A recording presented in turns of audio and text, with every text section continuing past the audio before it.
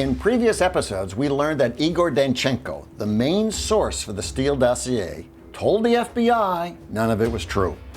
Was the FISA court informed that Danchenko just blew a hole in the government's case?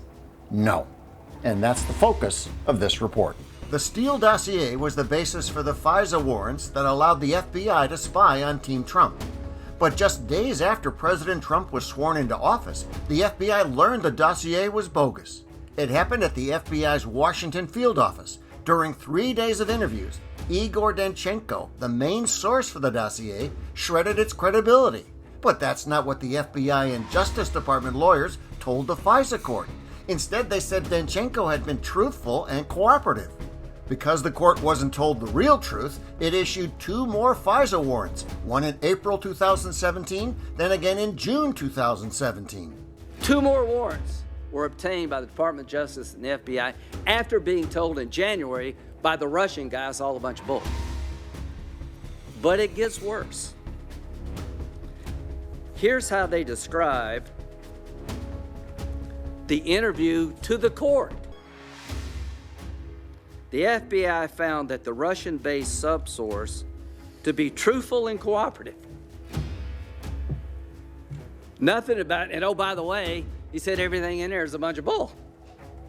Instead of stopping, they keep going, and instead of telling the court the truth, what they're required to do, they lie to the court.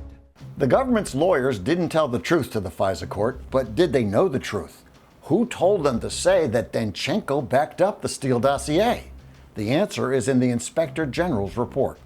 FBI and Justice Department lawyers were never briefed about what Danchenko actually said. FBI lawyers said they only had a general understanding from the Crossfire Hurricane team that Danchenko essentially echoed, was consistent with, or corroborated the dossier. Of course, none of that was true.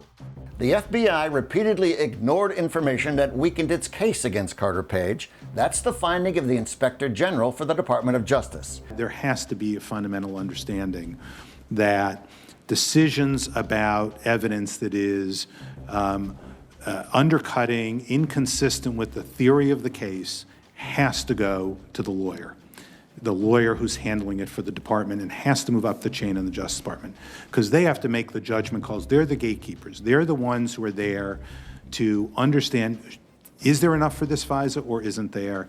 And if there is, we've got to make sure this application fairly represents to the court all the evidence and all the information. That is what didn't happen here. So who hid the truth about Danchenko? Let's start with who interviewed him at the FBI's Washington field office. Case Agent 1, Stephen Soma, asked him the questions. Supervisory Intel Agent Brian Auten wrote the memo summarizing the interview. Soma and Auten knew the real story. For whatever reason, they decided to bury it for 3 years. The truth wasn't discovered until the Inspector General's investigators analyzed the written summary of the interview. The IG's report found fault with Soma's handling of Danchenko and a lot more. Page 377 singles him out for some of the sharpest criticism of the entire investigation. It states Case Agent 1, Soma, was primarily responsible for some of the most significant errors and omissions in the FISA applications.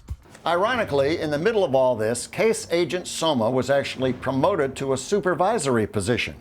The Inspector General did refer him to the FBI's Internal Affairs Unit for further investigation and possible disciplinary action. What happened next, if anything, is not in the public record. This is John Spiropoulos reporting.